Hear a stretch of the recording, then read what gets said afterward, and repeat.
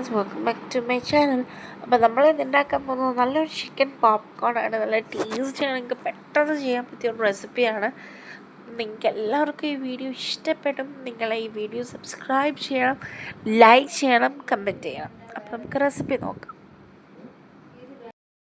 ആദ്യമായിട്ട് ഞാൻ എടുത്തേക്കുന്നത് ചിക്കൻ്റെ ബ്രസ്റ്റ് പീസാണ്. അതിലേക്ക് ഞാൻ കുറച്ച് ജിഞ്ചർ ഗാർലിക് പേസ്റ്റാണ് ചേർത്ത് കൊടുക്കുന്നത്. ഇനി നമുക്കിതിലേക്കോട്ട് കുറച്ച് മുളക് പൊടി ചേർക്കാം, കുറച്ച് മഞ്ഞൾപ്പൊടി, കുറച്ച് പെരുംജീരകം, പിന്നെ നമുക്ക് കുറച്ച് ഗരം മസാലയും ഉപ്പും കൂടെ ചേർത്ത് കൊടുക്കാം. നമുക്ക് നല്ലതുപോലെ മിക്സ് ചെയ്തെടുക്കാം.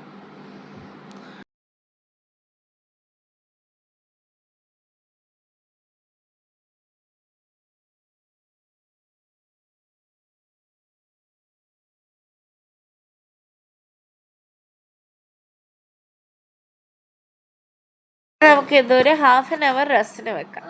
നമുക്കൊരു ബൗളിലേക്കോട്ട് 1/2 കപ്പ് മൈദ ചേർത്ത് കൊടുക്കാം.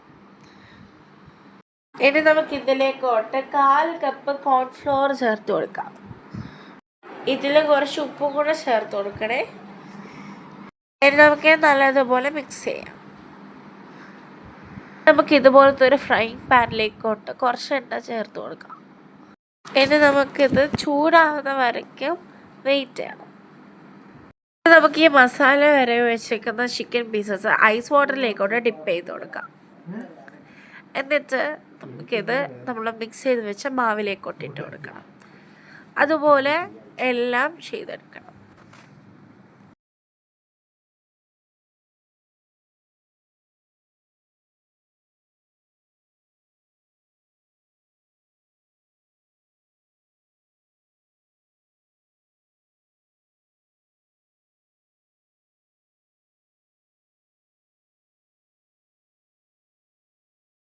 ഇനി നമുക്ക് മാവിലിട്ട് വെച്ചേക്കുന്ന ആ പീസസൊക്കെ എണ്ണയിലിട്ട് നല്ലതുപോലെ പൊരിച്ചെടുക്കാം.